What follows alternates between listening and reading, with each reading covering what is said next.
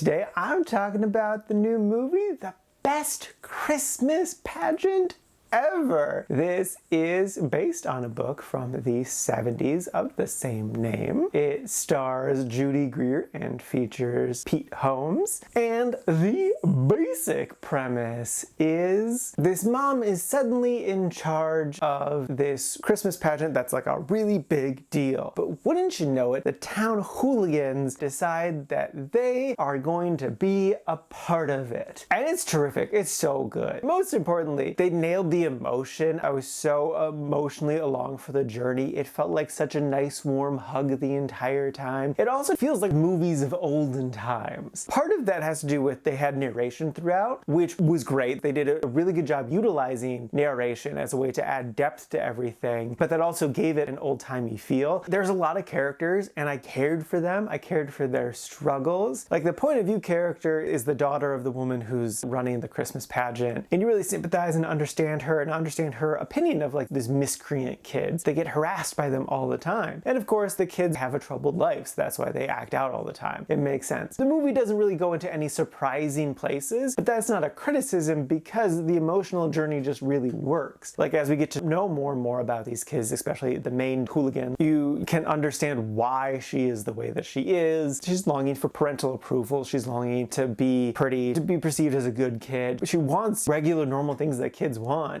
but is just struggling because she doesn't have anyone in her life to help her. And that's such a relatable issue to have. They really nailed the Christmas vibes. I'm watching this in early November and I'm like, oh my God, can it be Christmas already? I just want it to be Christmas. There's so much more I could praise. It really worked. Judy Greer was a terrific adult lead and Pete Holmes was definitely more supporting, but every time he popped up I was like, yay, Pete. If I was gonna complain about anything, the editing isn't always the strongest. I don't think most people are really gonna notice that. Also, this didn't have the biggest budget. It's not super low budget or anything, though it did kind of feel like a modern made-for-TV movie. I do wish that because they're trying to capture this timelessness sense to the story, that they would have not filmed it digitally and instead gone with film. But film is more expensive, so I understand why they didn't. It just looks too clean. I think it would have given it a nice, extra warm, fuzzy feeling to it. But honestly, those complaints are really minor. They really didn't affect my opinion of the movie all that much. It's just kind of like, would have been nice sort of thing. So yeah, no, I thoroughly enjoyed this movie and would wholeheartedly recommend it. Like, I'm gonna immediately tell my parents about this movie and recommend that we watch it this upcoming holiday season. So yeah, no, if you want a good, fun, heartwarming, Christmassy tale, look no further. This checks all those boxes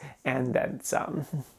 And now for my ranking, I put this at number 37 in the really like section. And this is at a total of 93 new movies so far this year.